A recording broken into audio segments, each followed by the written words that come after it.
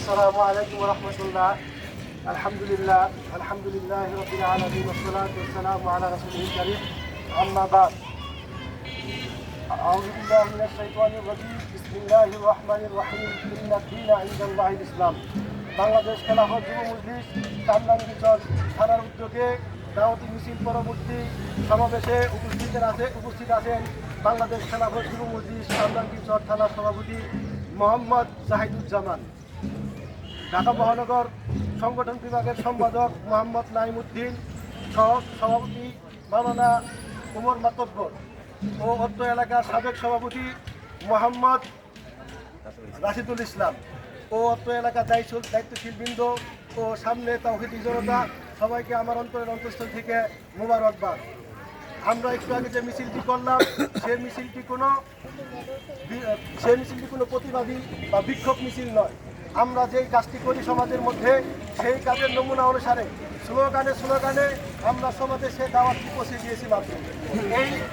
এই কথাগুলা আমরা যে কার্যক্রমগুলো সমাজের মধ্যে বাস্তবায়ন করতে চাই, অর্থাৎ আল্লাহর জমিনে আল্লাহর দ্বীনকে প্রতিষ্ঠা করতে চাই। আল্লাহর জমিনে আল্লাহর দ্বীন প্রতিষ্ঠা থাকলে কি লাভ, আর আল্লাহর জমিনে আল্লাহর দ্বীন প্রতিষ্ঠা না থাকলে কি লাভ, সেই কথাগুলাই আমরা সমাজের মধ্যে তুলে ধরার চেষ্টা করেছি মিছিলের মাধ্যমে, স্লোগানের মাধ্যমে। আমাদের আজকের যে মিছিলটি অনুষ্ঠিত হয়েছে সেই মিছিল না কোনো কারো বিপক্ষে কোনো বিক্ষোভ, না কারো বিপক্ষে কোনো উস্কানিমূলক, শুধু আমরা আল্লাহর জমিনে আল্লাহর দ্বীনকে প্রতিষ্ঠা করতে চাই। সেই লক্ষ্য উদ্দেশ্য নিয়ে সমাজের বিভিন্ন স্তরে আমরা মিছিল করে সেই পয়গামগুলো পৌঁছে দিতে চাই যে আমরা আল্লাহর জমিনে আল্লাহর দ্বীনকে প্রতিষ্ঠা করতে চাই।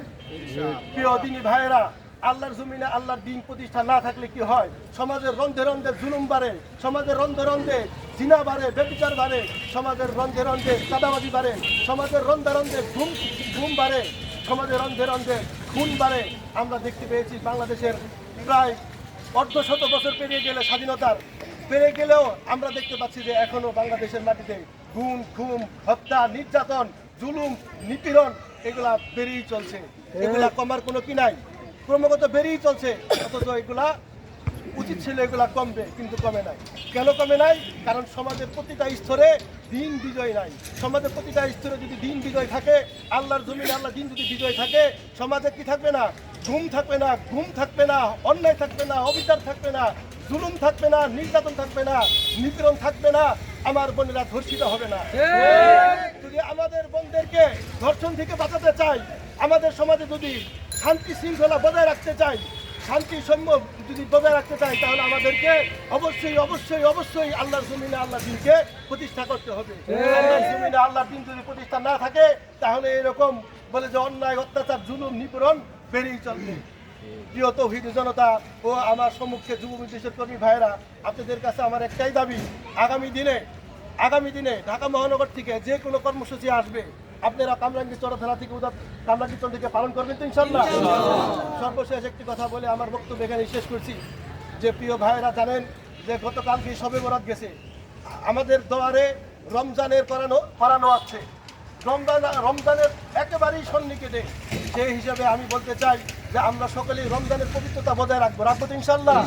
রমজানের পবিত্রতা বজায় রাখবো, সেই সাথে রমজানের মধ্যে যাতে মানুষ তাকওয়া পরেজগারি অবলম্বন করতে পারে, তাকওয়ার পথে চলতে পারে, সেই পরিবেশও আমরা সৃষ্টি করে দেবো সমাজে। করবো তো ইনশাআল্লাহ?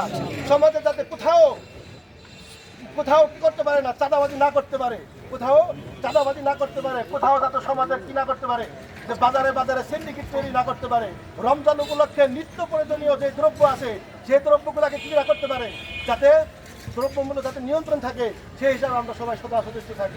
সর্বশেষে আবারও বলতেছি, প্রিয় তাওহীদি জনতা ও যুব মজলিসের কর্মী ভাইয়েরা, আগামী রমজান মাস ইনশাআল্লাহ কোরআন নাজিলের মাস।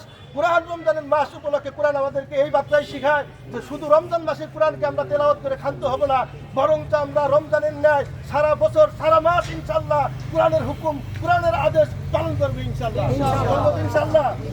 মিনাল্লাহি ওয়া ফাতহুন কারীম।